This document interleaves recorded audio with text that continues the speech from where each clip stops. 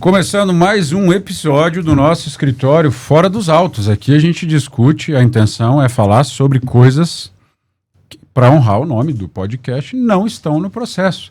Algumas curiosidades que alguns colegas, clientes e pessoas querem saber. E Fora dos Autos, a gente não só advoga, a gente também faz palestra, estuda, escreve. E acabou de sair aqui, ó, quentinho, coisa linda, nosso novo filho. O guia das eleições gerais, agora desse ano de 2026, mas ficou muito bonitinho, alta qualidade. Você quer ver o que deixa a gente feliz? Às vezes quando nós vamos nos tribunais e nós vemos esse guia na mesa dos ministros, dos desembargadores, dos juízes e recebemos feedbacks espontâneos muitas vezes. Olha só que legal, eu uso bastante aquele guia porque ele é prático, ele é muito útil para execução do nosso trabalho no dia a dia, é o que a gente mais fica feliz. O maior elogio, o melhor elogio para alguém que escreve é saber que está sendo lido, não é isso, doutor Barcelos? Exatamente isso. E veja só, eu estou usando aqui hoje, ó, o meu óculos Meta. Vou começar a filmar, ó. Tá piscando aí? Tá. E não é à toa que eu estou usando o meu óculos Meta, porque hoje nós vamos falar das novidades digitais. Inteligência artificial. Meu Deus do céu, o mundo tá louco. Eu tava lendo esses dias que a geração dos nossos netos já não vai mais saber o que é uma vida sem inteligência artificial. Como a inteligência artificial mudou e está mudando cada vez mais rápido e, de certa maneira, até assustador, as relações humanas.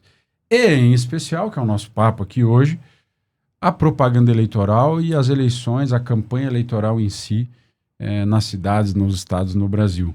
E é sobre um pouquinho disso que a gente vai falar aqui hoje. Um pouco dos desafios, as cascas de banana, as ciladas, eventualmente, que podem acontecer, deepfake, falsidades, fake news, desinformação, que agora fica muito mais potencializada pela inteligência artificial. Vocês sabem muito bem,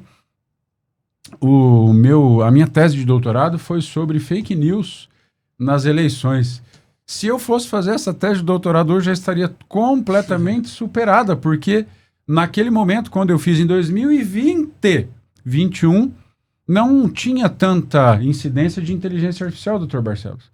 De lá para cá, é impressionante como as coisas mudaram e mudaram tão rápido, e é sobre isso que a gente quer falar um pouco aqui com vocês. A vida é muito dinâmica e está cada vez mais dinâmica por conta dessas plataformas, desses mecanismos todos, e não seria diferente no âmbito político-eleitoral. Quando nós falamos em propaganda eleitoral na internet, num sentido mais geral, nós falamos em 3 pilares básicos, assim: liberdade de expressão, vedação ao anonimato e gratuidade. Aí muita gente nos pergunta, respeitando isso, está tudo certo? Vai dar bom? Não vai.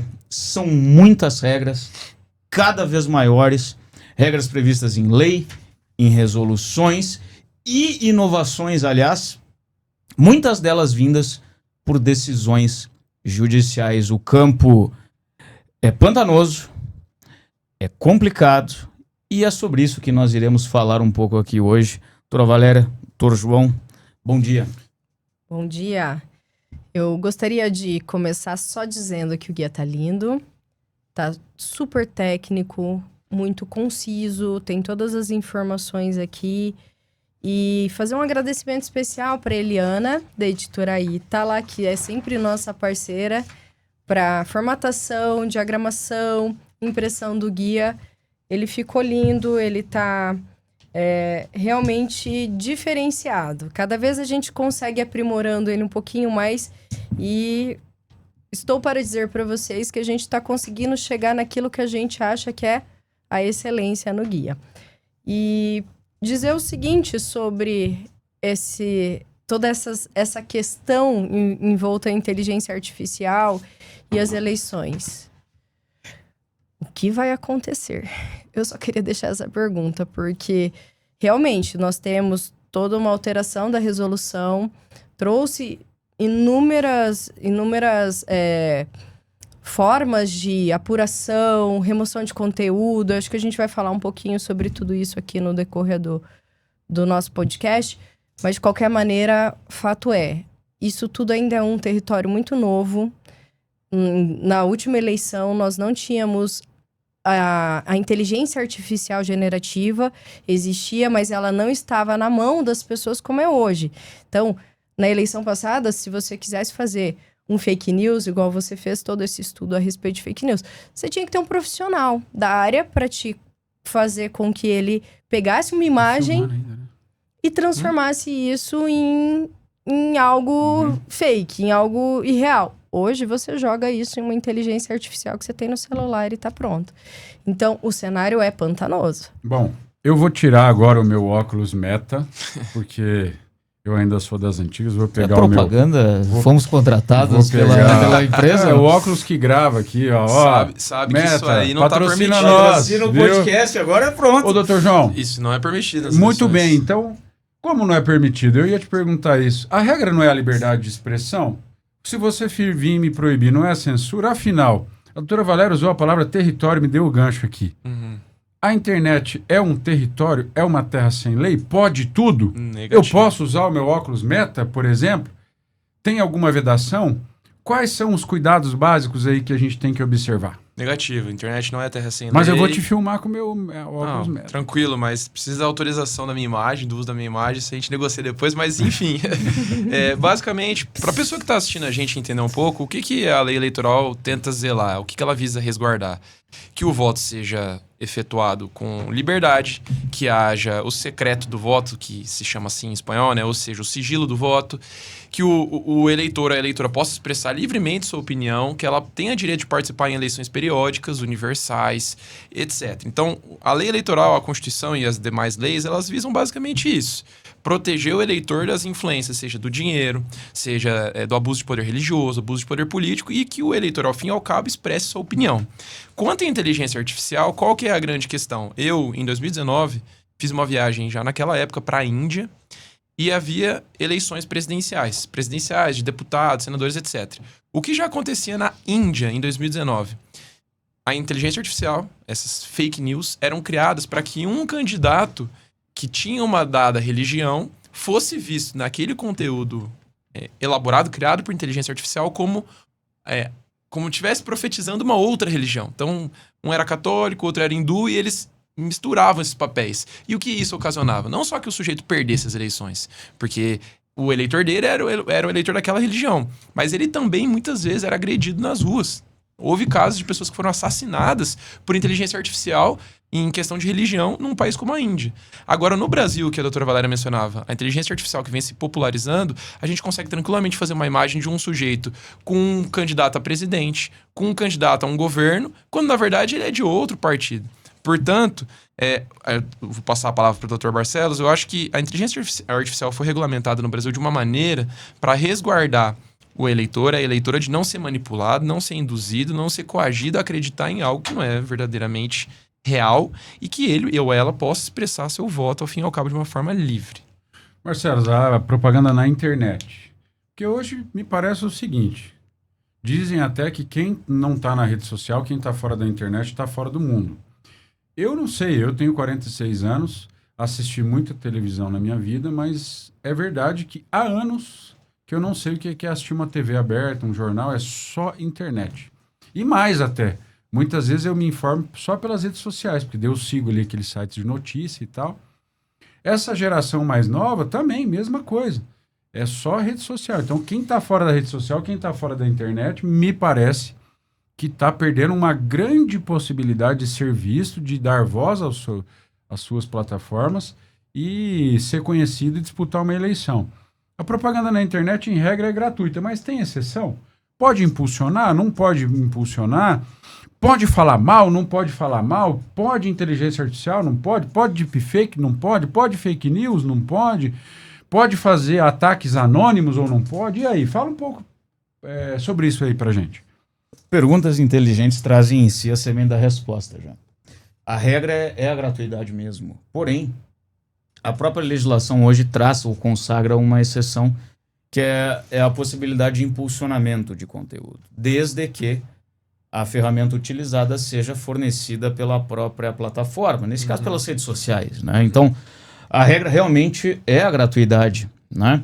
Porém, nós temos essa exceção quanto ao impulsionamento, observado também o dever de transparência, o dever de informação e o equilíbrio no montante de gastos também, gastos que devem, de igual maneira, ser transparentes. Então, nós temos essa possibilidade a título de exceção. E temos, para além daí, Anderson, João, Valéria, muitas outras regras, muitas novidades, inclusive, quanto à eleição de 2026. E dentre essas novidades, eu gostaria aqui de citar uma delas em especial. A questão inerente à responsabilização pelos conteúdos. Quem é o responsável, por exemplo, pela veiculação de um conteúdo ilícito? Qualquer que seja o ilícito aqui. Uma fake, num sentido mais geral. Bom, o primeiro e antes de qualquer um é o responsável pela divulgação. Eu ia perguntar isso. Se eu criasse uma fake news, eu criei e coloquei lá na minha rede social. Aí o João, a Valéria, enfim, vai lá e compartilha isso. Foi eu que criei, eu que divulguei. Aquele cidadão, às vezes, porque isso é comum, vamos ser sérios. WhatsApp, aquelas redes de WhatsApp, sai uma calúnia. Fulano é pedófilo. Uma coisa pesada, né? Que causa uma ojeriza, que grave até, né? E aí caiu num grupo de WhatsApp lá que eu tô participando do futebol. Aí eu vou lá e compartilho para outro grupo. Esse grupo compartilha para outro grupo. Essas pessoas que compartilharam igual papagaio, que é aquele bicho mesmo, que repete, que escuta sem filtrar. Ou seja, ele recebeu, olhou e falou, nossa, e foi lá e já correu e compartilhou. Né? É comum, isso acontece. Muito. Né? As pessoas não filtram e saem compartilhando. Então, primeiro cuidado. As pessoas que compartilham também estão lascadas ou não? Como é que é? Também. Essa é a segunda gama de responsáveis possíveis ou potenciais. Ih, João, se lascou então, hein? E por quê? Há, inclusive, uma previsão expressa na resolução da propaganda, a exemplo do que aconteceu, Valério, em 2024, dando conta de que aquele que compartilha, especialmente quando é candidato ou quando ostenta essa condição de candidato, ele é solidariamente responsável pelo mesmo conteúdo. Isso é novo, né? E pressupõe-se ou presume-se que ele atestou a veracidade daquele Porque ele deveria material. conferir o material, certo? O dever de conferência, exatamente esse é o termo. Então, quem é o responsável? Quem produz o conteúdo. Quem compartilha o conteúdo. E agora vem a terceira gama de responsáveis. E essa é a grande novidade. As plataformas, sobretudo depois da decisão do Supremo quanto à análise da constitucionalidade do Marco Civil da Internet, também são solidariamente responsáveis em determinadas circunstâncias, observadas algumas circunstâncias específicas, mas ainda assim o são. Que circunstâncias são essas? Isso. Quando nasce a responsabilidade da plataforma? Vamos lá. Por conteúdo antidemocrático, o que é que isso represente? Mas ela vai saber isso assim ou ela primeiro tem que ser informada? Se é veiculado no portal dela. Eu vou reformular. Como é que a plataforma vai fazer esse filtro automático? E a plataforma... Porque olha só que interessante. Isso não seria uma forma de censura? Porque daí a plataforma vai olhar e vai falar assim, não, isso aqui é antidemocrático. Veja. Eu não vou postar. Você já, olha que perigo também a gente tá... Ela vai virar uma censora do que é verdade, do que não é verdade. Ela vai virar a censora? Ah. Ou não? Ela tem que ser notificada e dizer, olha, isso aqui é antidemocrático, retire. Como que é isso? Quando nasce? Explica a pra esse nós. respeito, inclusive, a previsão de criação de um plano de conformidade que acho que não vai sair do papel para essa eleição de 26. Mas a plataforma, ou as plataformas, a depender dos conteúdos nelas veiculados, sobretudo quando há um engajamento artificial, digamos assim, por intermédio de um impulsionamento, isso é importante também. Não se condiciona apenas ao impulsionamento, mas quando há impulsionamento, há uma espécie de responsabilização ao quadrado, porque a plataforma está obtendo dividendos com isso. Claro. Né? Mas veja bem, respondendo, conteúdos, que conteúdos são esses? Logo eu dou as consequências. Você falou bonito agora, hein? Você está obtendo dividendos com isso. Tá ganhando dinheiro, pô. Tu gostou? Conteúdo antidemocrático, por exemplo. Materiais ou postagens que firam a integridade do processo eleitoral ou do sistema eletrônico de votação. Como ataque a urnas e tudo isso. Exatamente. Conteúdos com grave ameaça ou violência. Discurso de ódio, que também, o que quer que isso também represente. Conteúdo já retirado. Retirou, posta de novo. É obrigado a retirar. Violência política contra a mulher e etc. Nudez, por exemplo, certo? Conteúdos dessa natureza passam a partir de agora, Anderson, agora eu respondo efetivamente a tua pergunta, passam a poder ser retirados das redes sem ordem judicial.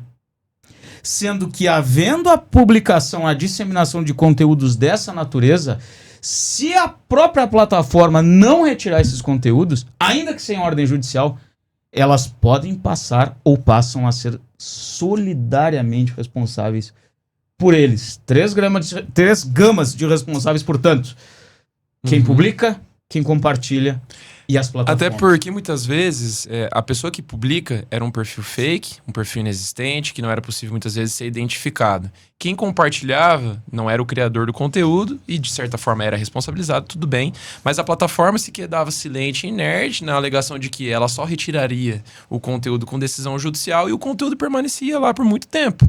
E aí a evolução foi... Eu vi muitos casos nas eleições municipais de 2024, onde existiam conteúdos de ataques políticos contra mulheres, com criações de deepfakes, ou seja, é uma situação que a pessoa não é aquela, não é o sujeito lá, mas altera-se a face daquela pessoa, coloca-se a mulher numa situação de completa nudez, de cenas de sexo, repercute-se isso nas redes sociais e pronto, capital político da mulher se vai, a mulher completamente atacada, ferida e a plataforma lá, silente, sem retirar o conteúdo. Por quê? Porque não há decisão judicial. Então, em certos casos, até o próprio conteúdo fere a privacidade, as regras internas da plataforma. Quando a gente faz um perfil, a gente assina lá, concordo com os termos de privacidade, de uso da plataforma. E dentro desses próprios termos de privacidade e de uso das plataformas, muitas vezes já havia vedação ao conteúdo de nudez, ao conteúdo de ataque, como você bem disse, Dr. Barcelos, o que quer que seja ataque aos conteúdos de democracia, etc. Então, isso feria a um só tempo a lei e as políticas internas. Situações mais explícitas me parece que são mais evidentes. Agora, o problema é achar essa linha tênue que separa a censura proibida da proteção. Eu ia falar exatamente sobre isso. Tênue isso e mais, o tempo. Sim. E era isso que eu queria te perguntar. Qual que é o tempo, afinal, que essas plataformas têm para retirar esse conteúdo? Porque hoje é tudo tão rápido, se demorar, talvez não seja tão efetivo. E como é que você corrige isso depois? É aquela história lá de você jogar um travesseiro de pena no ventilador. Depois que se espalhou, como é que você vai recolher isso de novo? Como é que você vai reparar este dano e este prejuízo? Isso tem a ver, me parece, com a agilidade, a rapidez e o tempo de atuação e reação dessas plataformas. Eles estavam comentando e eu estava pensando exatamente sobre isso. Como que você consegue chegar a um consenso do que é efetivamente a retirada de um conteúdo ilícito, de um conteúdo que está ali violando todas essas normas, essas previsões da resolução, e aquilo que é exclusivamente uma censura prévia, ou algo que a plataforma subjetivamente entendeu que estaria ali sendo violadora a esses preceitos que que a resolução do TSE trouxe. Então, isso me parece que, enquanto não tiver algo muito claro e objetivado na norma, vai ficar ainda subjetivo, ainda passível de ser discutido. E aí a gente sabe que a plataforma pode estar por trás ou não de uma tentativa de beneficiamento de uma candidatura. Então, isso aqui, acredito que ainda vai ter muita discussão. Sobre o tempo, o que a resolução me parece que diz é que eles precisam adotar providências eficazes e imediatas. Dr. Guilherme Barcelos, te pergunto, o que seria isso? Qual seria o prazo dessa providência imediata e eficaz?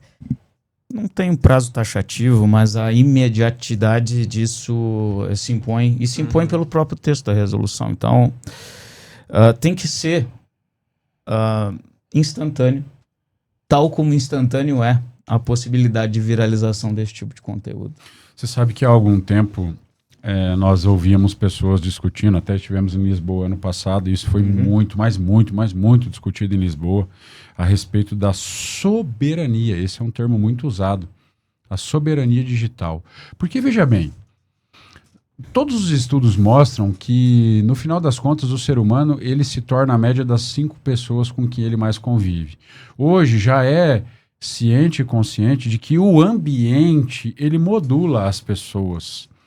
E por que eu estou falando de ambiência? Porque nós estamos todos inseridos num ambiente digital. E a pergunta que se faz é: quem é que regula os algoritmos? Né? Algoritmo vem da palavra algo em ritmo, então ela é um padrão. Quem é que regula? Quem é que cria esses padrões do ambiente digital que nos influencia? E por que a resposta a essa pergunta é importante? Porque está vinculada ao conceito de soberania e ao livre processo de formação de escolha consciente do eleitor. Essa é uma pergunta que se coloca: até que ponto a escolha que eu faço e que acho que estou fazendo de maneira consciente, no final das contas, é apenas fruto de uma manipulação algorítmica. Por isso que me parece que a legislação está tentando dar conta disso. A verdade aqui é um ambiente novo para todos. Que, por exemplo, a IA, ela tem que ficar clara, não é isso?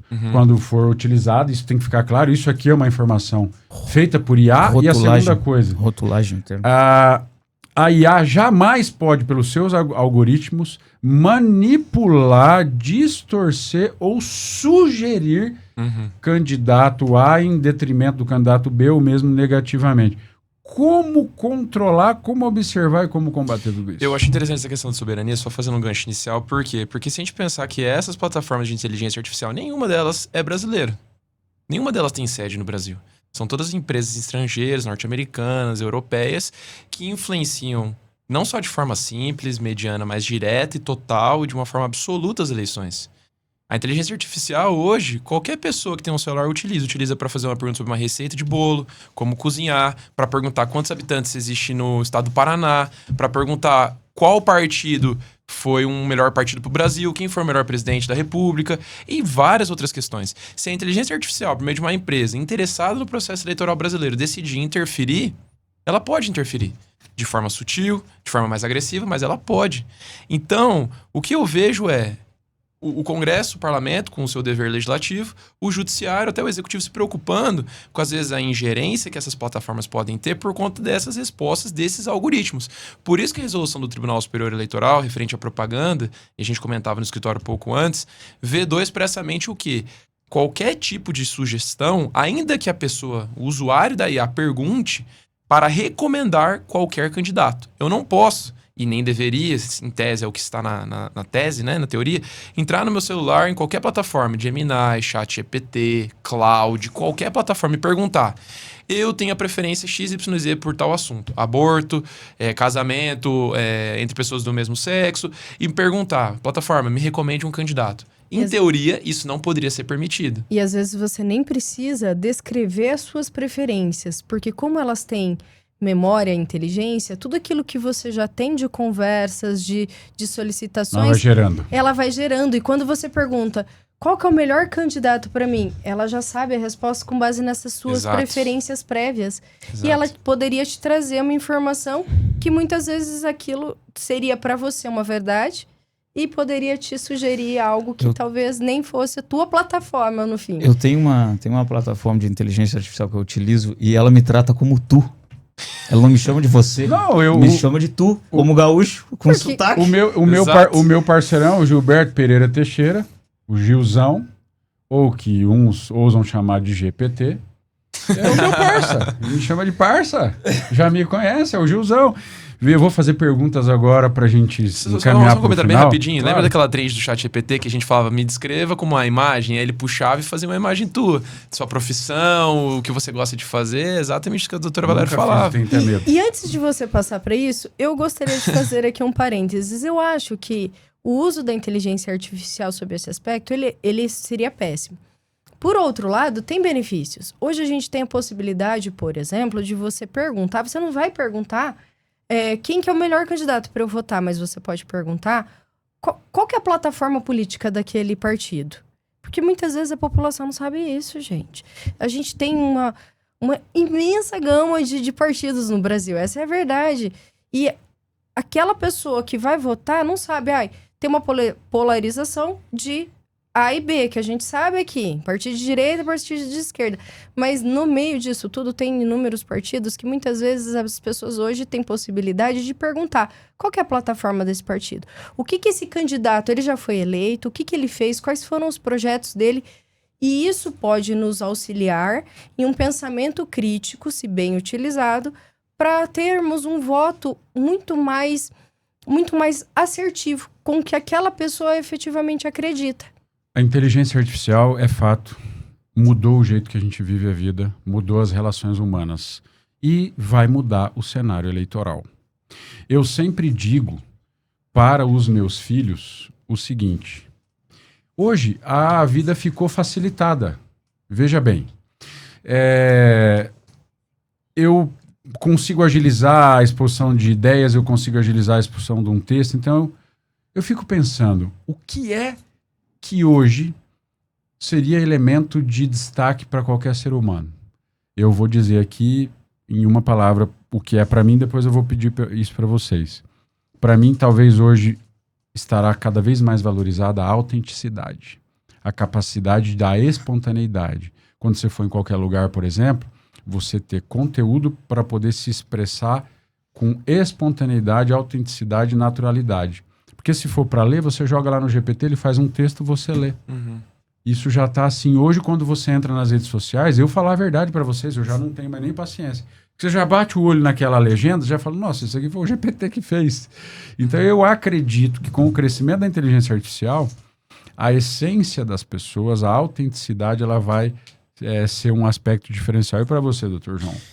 Eu concordo em número, gênero e grau, até porque a gente analisa as redes sociais, os fenômenos que vêm acontecendo nelas, e a gente constata que os vídeos mais caseiros, vídeos até políticos ou até mesmo de conteúdos jurídicos e de outras profissões, mais caseiros são os mais populares hoje em dia. Uma pessoa cozinhando enquanto responde algum assunto, uma pessoa se vestindo enquanto fala de um determinado tema e assim por diante. Por quê? Porque a gente vê que é natural, que é autêntico e que a pessoa expressa uma efetiva opinião. Eu acho que a inteligência artificial, se você observar bem isso, ela sempre tenta te agradar. Ela sempre te agrada.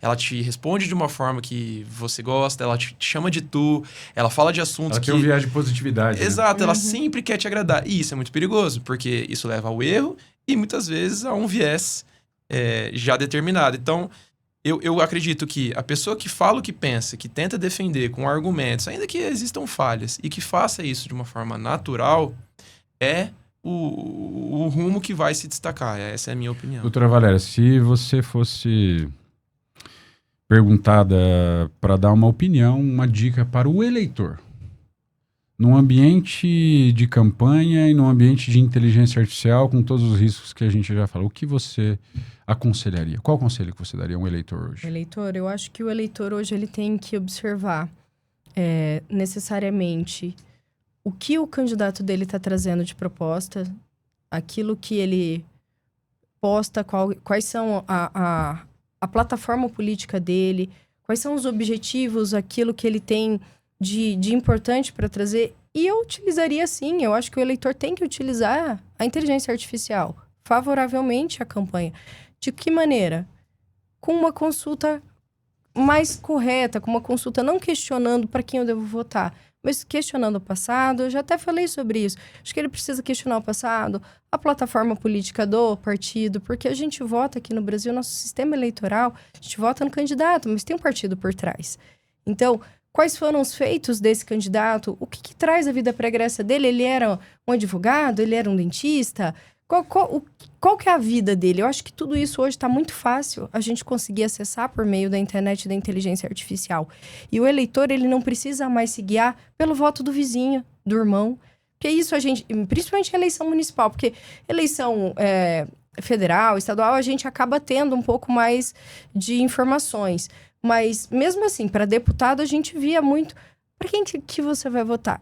As pessoas não sabiam como procurar informações. Então, hoje, o eleitor tem aonde procurar essas informações e aí, conscientemente, formular o voto dele. Dr. Barcelos, se você tivesse que dar um conselho para um candidato, um partido, um coordenador de campanha, um cara que nem rede social tem, que conselho você daria?